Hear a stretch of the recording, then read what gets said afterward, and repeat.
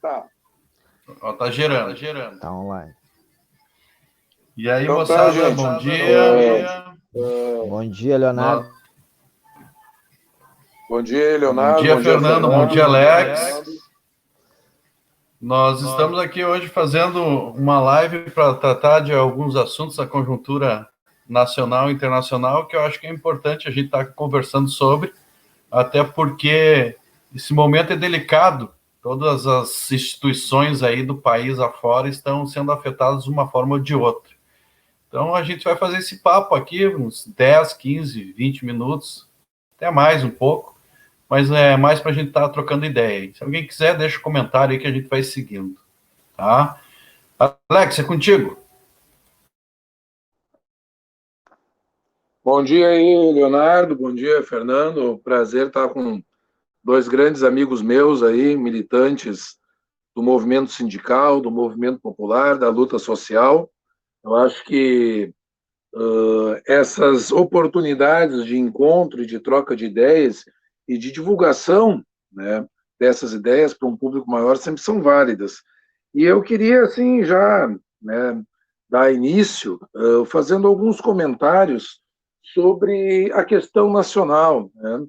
Tem muitos itens para serem discutidos e avaliados, e, obviamente, se alguém se propõe a fazer algo do tipo, vai tomar um tempo demasiado.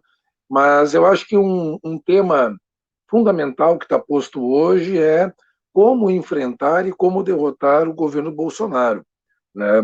E existe, nesse sentido, uma série de formulações e de práticas que a gente precisaria se debruçar sobre esse assunto para analisar com rigor, né? E, ao mesmo tempo, compreendendo as visões distintas, porque elas são legítimas e elas fazem parte do debate democrático, especialmente no campo da esquerda, né? Nós, por exemplo, somos uma força política, eu me refiro agora à CTB e também ao PCdoB, que tem pautado a questão da frente ampla com um adendo, a questão da salvação nacional.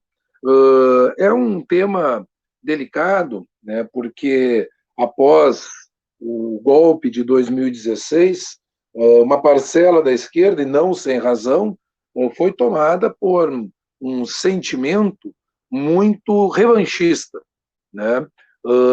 E isso muitas vezes provoca um desdobramento na formulação política. Nós, de maneira alguma, resolvemos do nada formular isso, né? Não é um exercício de vontade, é uma leitura teórica e prática baseada na experiência histórica, baseada em outros momentos onde nós tivemos situações semelhantes ao que se passa no Brasil hoje em dia, e em cima disso, né, pensamos uma proposição. Existe desde aquela visão mais estreita, né, de uma frente que seria exclusivamente da esquerda e não com toda a esquerda, né, é uma frente de meia esquerda. Existe uma visão um pouco mais ampla e arejada que trata da ideia de uma frente popular, e existe uma visão ainda mais ampla que é essa proposta de frente ampla. E nós queríamos discutir um pouco disso, né? Queríamos pontuar quais as razões e quais os elementos que estão colocados. Eu vou fazer essa primeira introdução, Leonardo, para, de repente, a gente ter aí um tema central para discutir nessa live, abrir para o Fernando e para ti, para a gente ir fazendo um bate-bola, para também não, como diz, não concentrar o tempo numa única fala. Mas eu acho que esse seria o ponto principal. O que eu diria, assim, só para concluir e passar a bola para o próximo, é que essa proposta é a tentativa de uma solução democrática para o país, já que o anúncio e a iminência de um golpe e uma ditadura do tipo fascista, né, vem sendo colocado dia após dia pelo presidente, pelos seus apoiadores.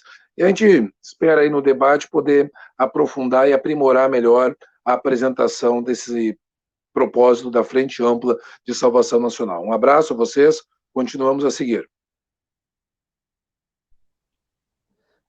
Bom dia, queria saudar aí a iniciativa do Leonardo e do Alex da gente fazer esse debate aqui, né? Usar esses meios aí que são os meios que estão possibilitando a gente sair um pouco desse isolamento quase que completo e total no qual a gente se encontra, né? Eu tenho pleno acordo com tudo que o Alex acabou de falar aqui, mas eu queria ressaltar algumas questões, assim. Eu acho que, primeiro, a gente tem a condição material como objetiva e como formadora do curso da luta. A gente não tem muita, as nossas vontades não têm muita influência na forma como a luta se estabelece no palco de atuação dessa luta, né? E se a gente for olhar aí o que vem acontecendo, tanto no mundo como aqui no Brasil, a gente tem, inclusive, essa semana, uma retomada da luta de rua, da luta popular, em especial nos Estados Unidos, com o centro da questão racial, lá pela aquela ocorrência onde uma pessoa foi asfixiada por um policial e tal, e no Brasil uma retomada da luta em cima de uma proposta de Somos 70%, uma retomada do movimento antifascista. Esse é o cenário da conjuntura que está se formando no momento.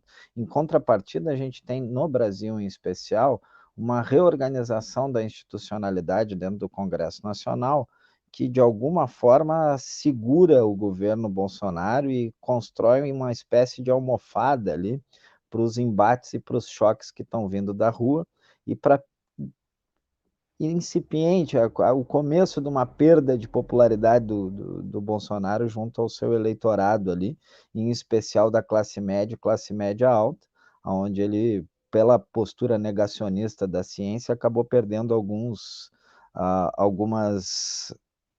percentuais de apoio ali segundo as últimas pesquisas, né?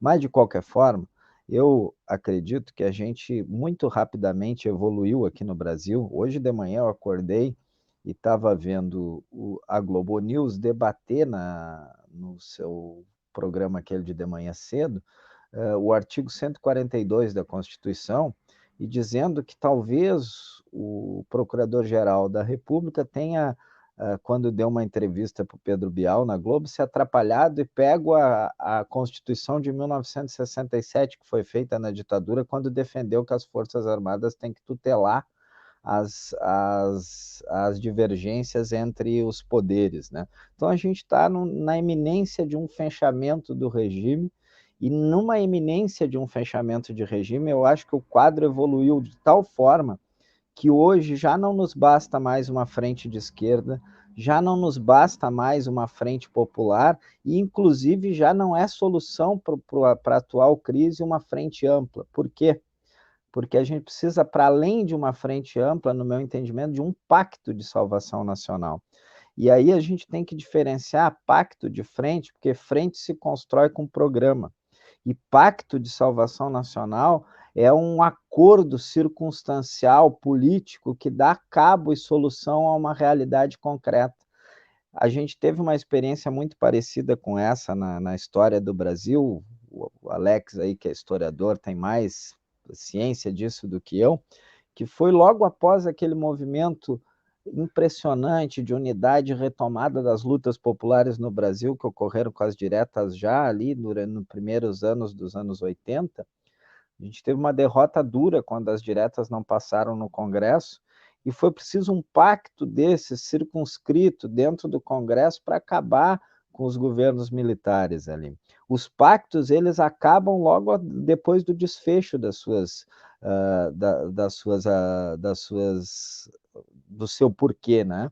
Então, essa é a diferença. A gente está perdido, eu acho, na discussão da construção de frente, da construção de programa, está confundindo também a luta antineoliberal com a luta antifascista, né? A gente está confundindo, dividindo os blocos ali, e isso tem muito disso que o Alex falou ali, da gente trazer também esse revanchismo das lutas do passado. Eu acho que esse é o momento que os agentes políticos têm que mostrar grandeza e não nanismo, né? A gente tem na história política do Brasil líderes que nos mostraram o caminho da grandeza, né? Eu vou trazer aqui, só para encerrar, né? A gente viu essa semana alguns líderes nacionais com muita dificuldade de aceitar a necessidade da unidade com a divergência, né? Com as forças que pensam diferentes, né? Mas a gente tem, por exemplo, na história do Brasil, o exemplo do Prestes, que logo depois de ficar preso durante 10 anos e da sua esposa ser mandada para a Alemanha nazista, teve a capacidade de ter a giganteza de subir no palanque do Getúlio Vargas por entender que aquele era um momento que necessitava de um pacto circunscrito político. Não tinha uma frente construída entre os comunistas e o Prestes naquela época. Tinha um pacto circunscrito para salvar o Brasil ali naquele momento também de um grave perigo que ocorria no mundo todo, que era o que deu ali reflexo à Segunda Guerra Mundial e ao final da Segunda Guerra Mundial. Eu acho que era isso que eu tinha assim para dar de pontapé inicial na contribuição. Eu acho que clarear a diferença entre frente e pacto e a necessidade desse pacto é fundamental para as forças progressistas tomarem um norte e não se perderem no processo que vai vir aí pela frente. Processo esse, Fernando e Alex, que é duro, né? O pessoal tem a compreensão que somente um partido ou dois progressistas ou de esquerda vão conseguir mudar a situação que se encontra o Brasil hoje. Isso é um grande erro. Na nossa perspectiva, e na minha também, é isso que tu falou, Fernando. A gente tem que ter, nesse momento, uma grandeza de espírito e amplitude de tamanha forma que coisas pessoais não podem estar em frente ao que está por vir, porque a luta que está por vir aí é muito dura.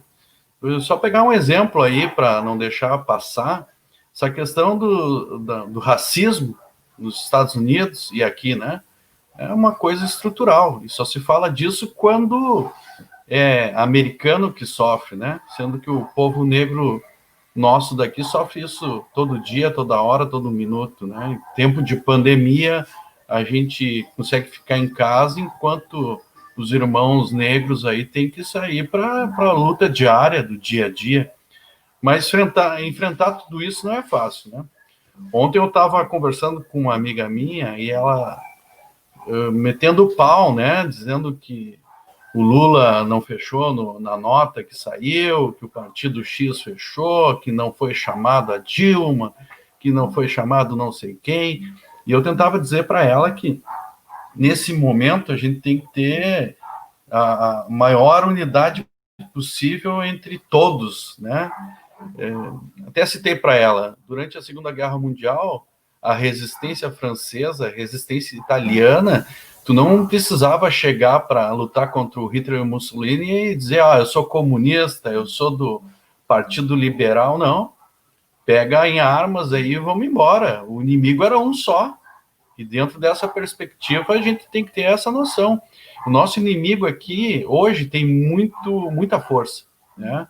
Estava olhando, além de nós participar dessa luta diária, em tempos de pandemia, a gente também está sofrendo uma luta terrível, avassaladora na questão das redes sociais, né? É uma guerra híbrida de tamanha envergadura que nós, progressistas, nós da esquerda, a gente não tem como se diz, a compreensão do que é isso, né?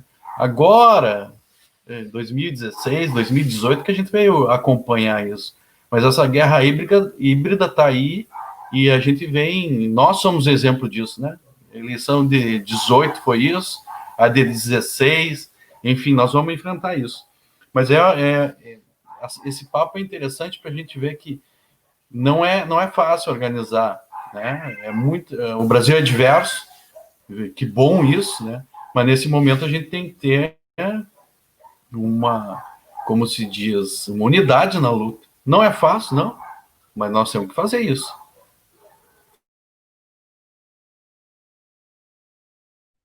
Léo, me permite aqui, Fernando também. Eu acho que o Fernando trouxe uns elementos muito importantes, o Léo também, mas eu fiquei pensando em algumas coisas, né? Coisas que eu já venho pensando há tempo, já escrevi sobre isso, inclusive, né? É curioso, né? Porque se você for fazer um panorama histórico, você não vai encontrar casos em que o fascismo foi vencido de maneira isolada, né? foi preciso uma aliança entre o chamado mundo liberal e capitalista com a União Soviética para derrotar o nazismo, né? Aqui no Brasil foi uma ampla frente, né, que também gerou as condições políticas de vencer a ditadura militar. Portugal, Espanha, para se livrarem do salazarismo e também do franquismo, precisaram de frente ampla. Portugal teve um elemento particular ali da tomada das armas, etc. e tal, mas os militares só foram à frente porque existia um amplo apelo popular, um amplo anseio popular. Não foi um ato isolado, não foi um golpe por cima, teve base, né? O próprio Chile, né? Agora o pessoal fala muito, mas o Chile está em ebulição. Mas o Chile saiu da ditadura do Pinochet de forma muito negociada, não é à toa que o Pinochet era senador vitalício, e foi através do movimento amplo, tão amplo que quem teve a hegemonia dentro daquele quadro foi ou a direita ou uma centro-esquerda moderada. Quer dizer, o Chile ainda precisou passar por uns 30 anos de perrengue até que houvesse um levante, né, com características mais radicais e alguma perspectiva revolucionária, se dá para dizer isso. Então, nós estamos num processo hoje, e o Fernando fez muito bem em lembrar 1984, que em 84 a ditadura vinha de um desgaste tremendo, né? Era a hiperinflação, era a dívida externa, era o desemprego, a fome, a quebradeira da economia nacional depois daquele período do milagre econômico, ao passo que hoje, né, o governo Bolsonaro ele vem ainda num processo de ascenso da extrema-direita, né? Só não está pior porque a crise econômica não foi resolvida pelo pessoal que deu o golpe em 2016 e que deu um segundo golpe em 2018, que as eleições de 2018, nós temos acordo aqui que elas foram fora da realidade no momento em que Lula foi impedido de participar e, inclusive, foi preso, né? Então, vejam vocês que essa excepcionalidade, né, faz com que a gente possa pensar da seguinte maneira, em situações excepcionais, medidas excepcionais. E o fato que o Fernando levantou dos Estados Unidos é importante, porque, vejam, lá como cá, a burguesia está dividida. Não é uma divisão profunda, né? Do ponto de vista do plano econômico, eles têm mais ou menos os mesmos itens, né? Rezam pela mesma cartilha. Mas existe a divisão do ponto de vista político, e essa é inegável. Quer dizer, se as forças populares, se as forças consequentes do movimento não operarem também sobre essa realidade, não só sobre ela, mas também sobre essa realidade, elas estão sendo inconsequentes. Elas estão deixando, né, passar o cavalo encilhado, como se diz popularmente. Não existe, né, na minha avaliação hoje, as condições de levar a banca toda. E entre o combate ao neoliberalismo e o combate ao fascismo, eu não tenho dúvidas. Primeira vitória, tarefa número 1 de todo democrata, de todo progressista, de todo esquerdista, é derrotar o fascismo, né? Sobre o fascismo, é pé na porta, é cadeia, é tortura, é morte, gente. Não é a mesma coisa. A gente tem que dizer isso assim, às escâncaras, para que os caras compreendam o que está se passando. Mas, enfim, eu acho que esse elemento de uma crise de identidade e talvez mais adiante uma crise de legitimidade da própria burguesia, né, isso é um elemento que a gente não pode desperdiçar, porque vencido o fascismo, vai continuar o desemprego, vai continuar a miséria, vai continuar a fome, vai continuar a doença, vai continuar a morte. Então, aí sim vai se abrir para uma discussão programática onde quem vai portar o debate avançado é a esquerda, são as forças populares. Eu acho que a gente precisa, resgatando lá uma formulação do século passado, né, mas precisa ir por etapas, vencer um inimigo de cada vez. Era isso de momento.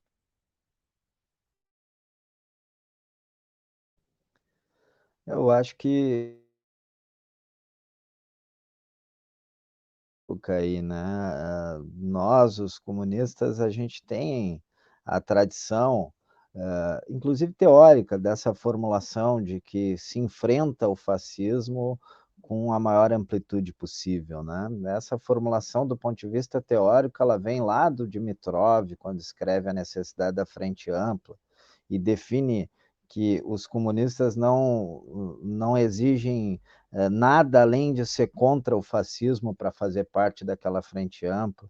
Depois o Alex trouxe aí a questão de Portugal, o Álvaro Cunhal também desenvolve toda uma teoria em cima da necessidade da amplitude e da composição que vai dar na Revolução dos Cravos, lá, aqui mais pertinho da gente e mais próximo no tempo também, histórico, a gente tem todo um processo no Uruguai de criação da Frente Ampla, aonde o Rodinei Arismendi, que era o líder do Partido Comunista Uruguai, tem uma função teórica fundamental na construção da unidade lá entre os comunistas, os ex-guerrilheiros, os social-democratas cristãos, para conseguir enfrentar o Partido Blanco, o Partido Colorado lá no Uruguai, né? Claro que não dá para a gente trazer automaticamente as experiências, mas o aprendizado histórico é que contra um inimigo forte, só a amplitude e a unidade nos garante a condição de vitória.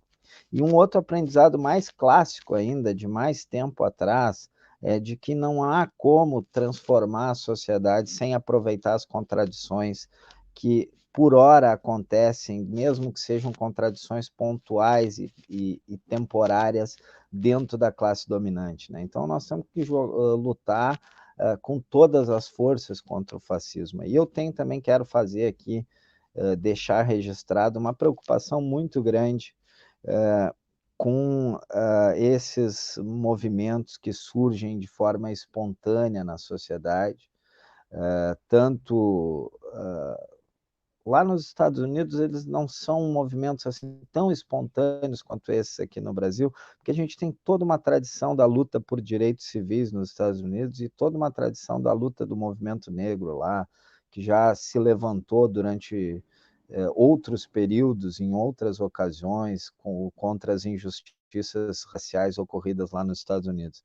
Agora a gente vê elementos que estão surgindo nesse caldo aí do Somos 70% no Brasil, que são elementos que tiveram um protagonismo naquelas lutas de rua de 2013. Ali a gente vê o ressurgimento do tal dos anônimos, aqueles, nem sei se é esse o nome que dão para eles, né? O ressurgimento dessas posturas de black bloc nos movimentos de rua e tal.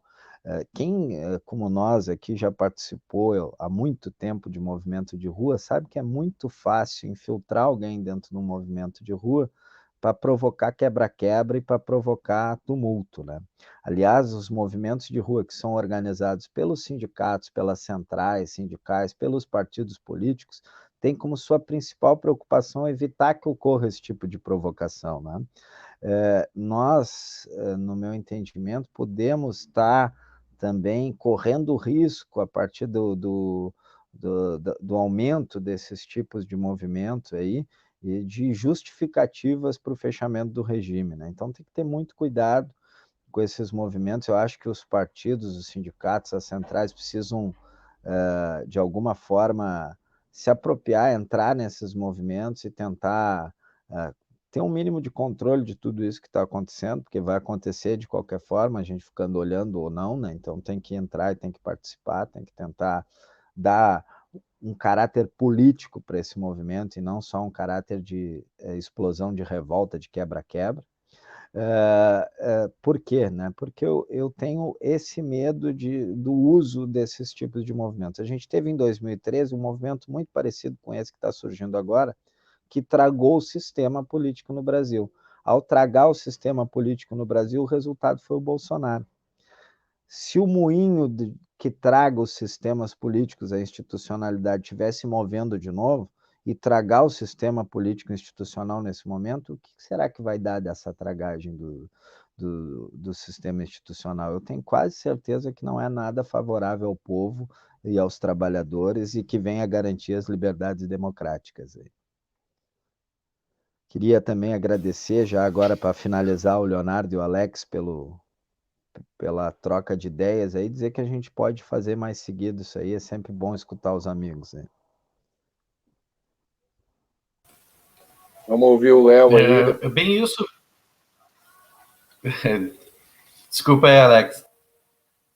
Mas é isso aí, eu acho que vamos fazer uma primeira experiência aí, Fernando, fazer uma rodada agora final para Quem sabe quarta-feira que vem fizemos mais um café com ovo, pão com ovo, como disse o Alex, né?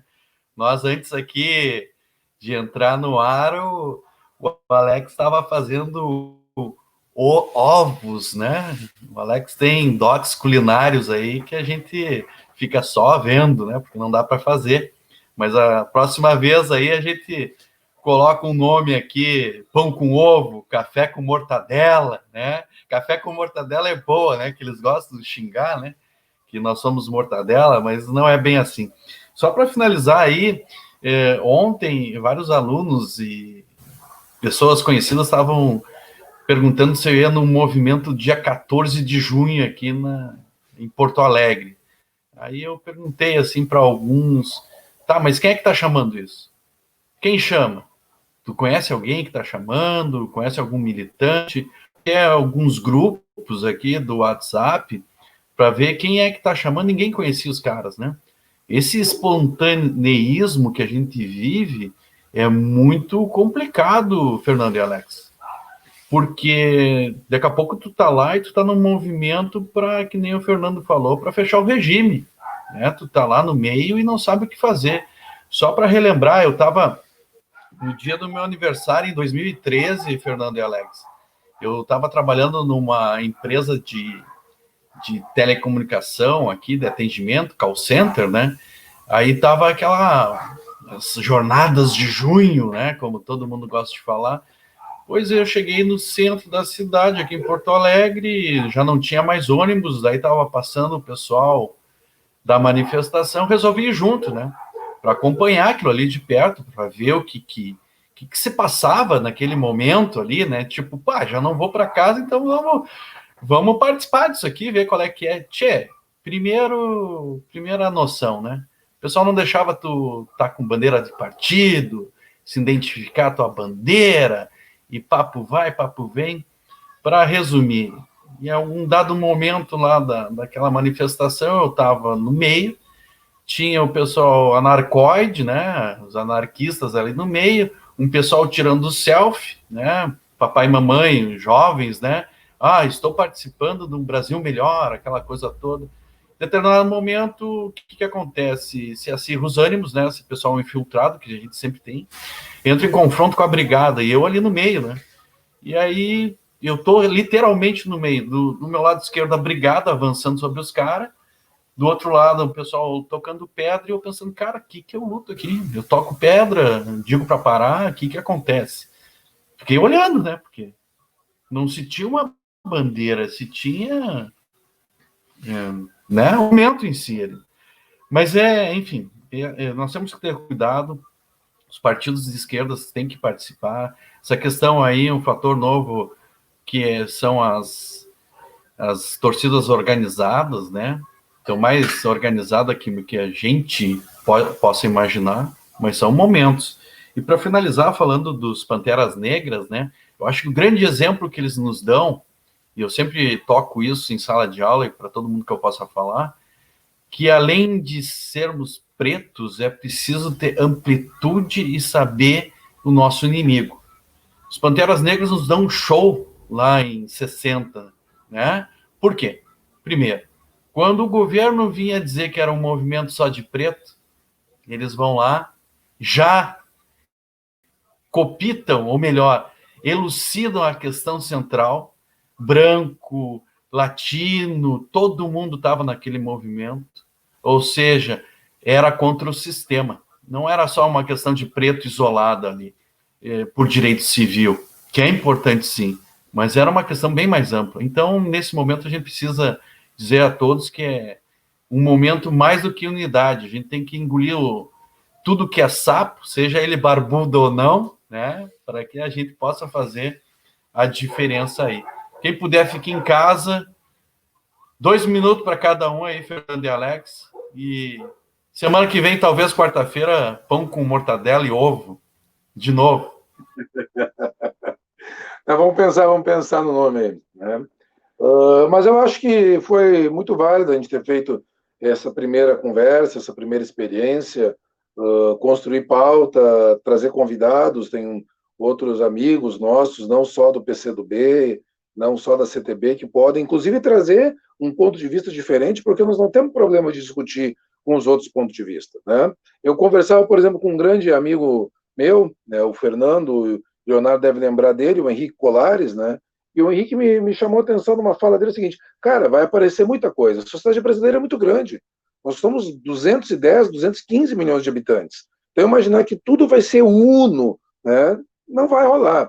Então a gente vai ter que saber dialogar e saber entrar, quando não entrar, etc. e tal. O problema do espontaneísmo, acho que o Fernando e depois o Leonardo aí foram perfeitos nas colocações, e eu diria que nós temos que, né, pautar essa questão da unidade, assim, às vezes é pregar no deserto, é malhar ferro frio, mas nós não podemos abdicar porque nós temos, né, os fundamentos para que a frente ampla seja um caminho que abra, né, uma outra possibilidade para o país, né? Hoje, a estreiteza, o isolamento, o gueto, não é possível. Não é possível você dizer que não assina tal documento quando você, tendo o poder como teve, né, fez exatamente aquilo que se dizia contrário.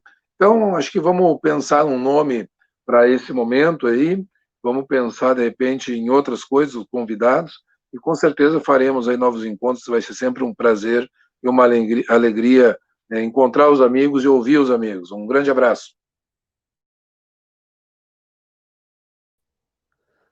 Um forte abraço aí para o Leonardo e para o Alex. Queria dizer que essas experiências culinárias do Alex aí, elas nos deixam sempre com muita fome, né?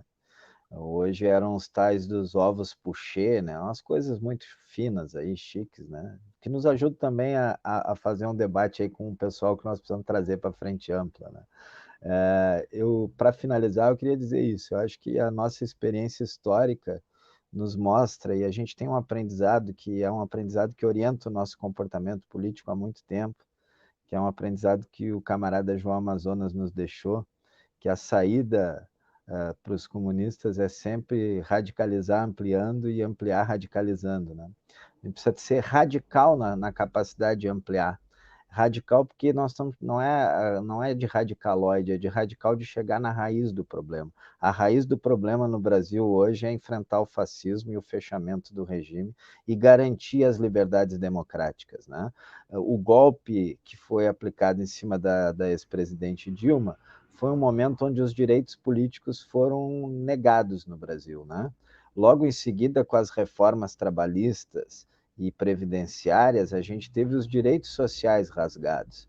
Nós estamos travando a última batalha contra esse ovo da serpente aí do surgimento do fascismo, que é a garantia dos direitos civis e das nossas liberdades individuais, que nos garantem, inclusive, a condição de seguir lutando. É um pouco isso que o Alex falou lá no início, que a gente precisa trazer para o debate, né? Para lutar contra o liberalismo, para construir um outro mundo possível com mais solidariedade, com mais inclusão social, que não tenha a lógica do capital e que favoreça os trabalhadores, a primeira condição é estar vivo. Se a gente não conseguir se manter vivo, não conseguir garantir as liberdades individuais que nos garantem fazer essa luta, a gente não vai conseguir fazer esse enfrentamento logo depois. Também a tática militar nos ensina que num momento difícil da batalha, quanto menos frentes de luta tu tiver aberta, é mais fácil para o teu exército, né? E alguns companheiros aí da esquerda não conseguem compreender isso e parece que passam o dia inteiro abrindo novas frentes de luta e novos cavalos de batalha. Portanto, acho que esse nosso papo aqui é um chamamento aos companheiros, à unidade, à grandeza política, à capacidade de colocar a questão nacional e o Brasil à frente dos seus projetos nacionais, à frente dos projetos dos seus próprios partidos, das suas organizações, porque a história costuma cobrar as posturas das pessoas nesses momentos. E é por isso que nós, do Partido Comunista do Brasil, estamos muito tranquilos com a nossa postura de defender a frente ampla, o Pacto de Salvação Nacional, a necessidade da maior amplitude possível para construir essa frente antifascista na institucionalidade e nas ruas. Um forte abraço aí para vocês, meus camaradas. Muito bom, muito bom. Vamos combinar, então, quarta-feira que vem, talvez 10 horas da manhã, para ficar um pouco mais cedo, senão o Alex tem problemas aí, gastos intestinais, né? E agradecer a todos aí. Nos procurem aí nas redes sociais. Nos procurem nas redes sociais, façam sugestões de pauta aí, que os três vão estar aí, né? E talvez semana que vem já conseguimos trazer alguém convidado aí para estar falando de uma pauta específica. Pode deixar aí nos comentários, em algum canto, no WhatsApp. O Alex é um cara aí, o Fernando também, que tem redes sociais potentes, né? Eu sou apenas um moribundo aqui do mundo virtual. Então tá, pessoal, um grande abraço a todos. Prazer ter conversado com os amigos de longa data aí. Seguimos em frente, que o bagulho tá doido, hein, gente? Vamos lá. Abração aí. Até mais. Fiquem tranquilos e esperamos que a luta venha. Ou melhor, ela já tá. Um abraço aí. Eito. Abraço.